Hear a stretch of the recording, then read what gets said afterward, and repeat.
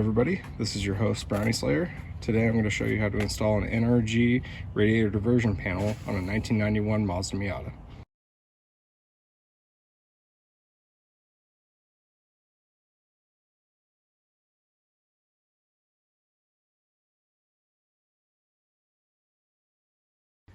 So step one, you're going to go and throw up your headlights. If you just try to toss the panel in, you're going to run a little bit of a clearance issue here on the sides of the lights. So go ahead and bring those up. And then while you're at it, turn around and disconnect your battery in the trunk like I already did. This car is equipped with an airbag. Anytime you're working up front around airbag system areas, you're going to go and disconnect your battery, or for that matter, you're going to want to disconnect the battery anytime you're anywhere near any electronics or anything like that. Otherwise, you're going to have just a catastrophic bad day after that if something goes wrong. So go ahead and do all that, and we'll move on from there. Once that's all taken care of, you're going to find yourself one of those elusive 10mm sockets. Then you're going to take off the bolts right here and right here.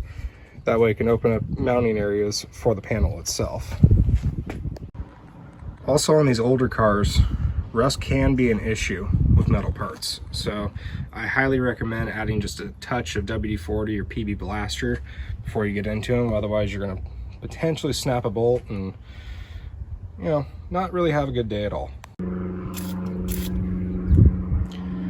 want to give that a little bit of time to sit in for a little bit before you try to, you know, force them off. While the PB Blaster is setting in, I thought I'd address something before I get crucified in the comments. Yes, I understand that these earlier Miatas, these radiators, they're just ticking time bombs. They're junk, they're trash, they fail. I know that, I'm aware of that. I just haven't gotten around to ordering a aftermarket radiator. But, you know, at the end of the day, it's a Gambler 500 car. You know, what difference does it make? You'll be fine. You don't have to worry about a radiator.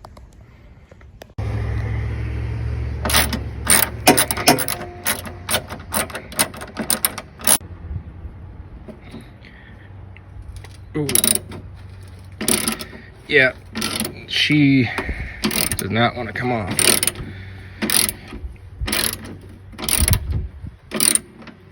You always want to have good pressure on a rusty old bolt. That way you don't snap it and have a really shitty day. Well, once you got all four of those bolts out, you're going to take the panel and, you know, kind of wrestle around with the fitment.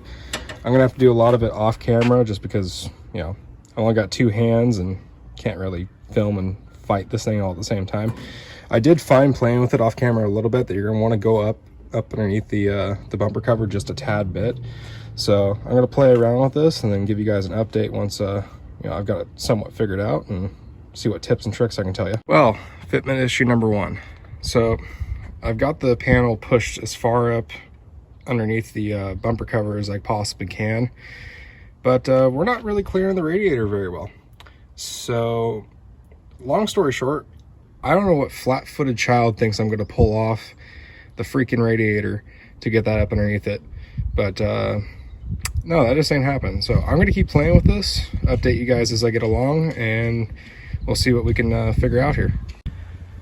You know, life could be really difficult when you're dumb.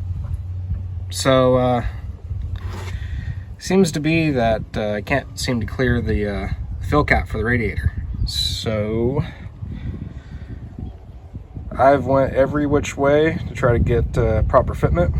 Still no luck. So, at the end of the day, I'm just going to go ahead and go scrapyard style and try to bend or cut that and see what we can have. I'll let you know. Oh, thankfully with a little slight work of some needle nose pliers, was able to get it to slide in there. Ooh, someone's ripping some burnouts. But yeah, I was able to get that on there. Now I'm going to try to get back in there just a little bit, bend that back so we're not riding on the radiator itself, you know, curved down right there. But yeah, seemed to work out just fine. Upon further inspection, it seems the top half of the diversion panel seems to be riding on the top of the radiator right here. So I'm going to go and stick the sucker into a vise and bend her down just a little bit and see if I can get better fitment out of this. But I'm pretty unimpressed with the amount of custom work I have to do to this. I mean, yeah, it came as a cheap price, but I guess you get what you pay for, right? Well, about after 10 minutes in the trusty vise, I got to clear the radiator a little bit better. Now I am going to make a couple more little bends before I wrap this up, just because I don't like how it's rubbing against the radiator right here. So I don't want it vibrating through and cutting the radiator open. So I'm going to play with that just a tad bit more, and hopefully we'll be all set. Well, I'm no press brake operator, but I think that came out all right for homemade dog shit.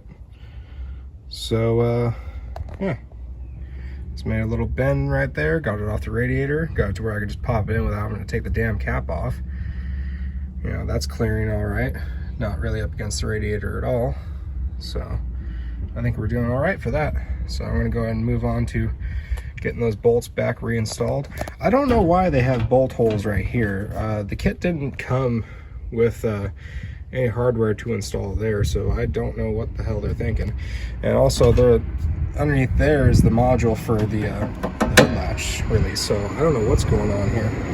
So I'll have to figure that out. Oh, gotcha. There's a stop sign there, jackass. Once all your fitment stuff is all figured out with your self-modifications, go ahead and start getting into the hardware that they supplied. There's no instructions for this, so I'm just kind of, you know, going full send. So I went ahead and just threw all 4 washers that they had into the spots that look like they'll fit.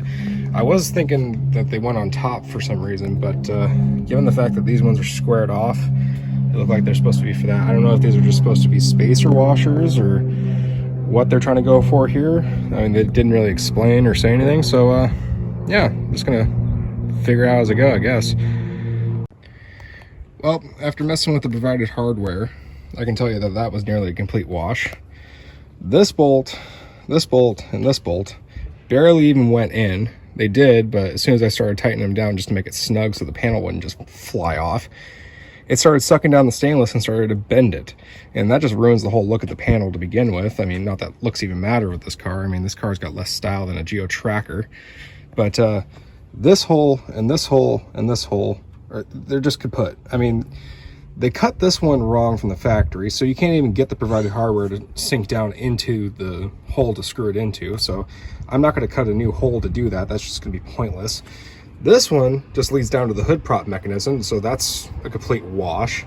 And this one doesn't even have threads on the other end for me to screw down into with the last bolt that they provide me.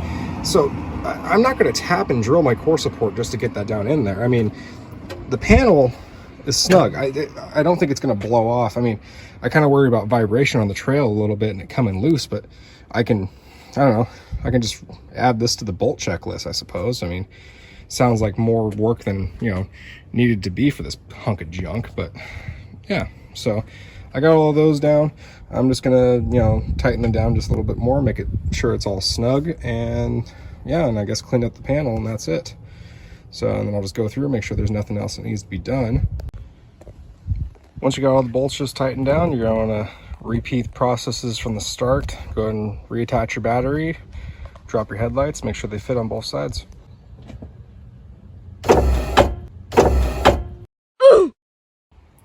Lastly, you want to clean your panel off now that all the fitment's correct and you got all the bolts that will, well, in this case, work to fit. You know, just give it a couple nudges, make sure she's tight. Clean your panel off. I personally like to use a little WD-40 and a rag, you know, make sure that's all cleaned up, and then you should be all set. Fun fact for you guys, I figured out why these bolt holes don't work. NRG included a sticker cover right over that, so nobody will see that they put a bolt hole there for no reason at all. Well, thanks everybody for watching. This has been your host, Brownie Slayer, and that's how you install a NRG radiator diversion panel on a 1991 Mazda Miata. I appreciate all you guys watching. Please like the video, comment if you want, subscribe if you want. Personally, I don't give a crap. Thanks. Also, make sure to clear all your goddamn tools out of your headlights before you shut them. That was stupid.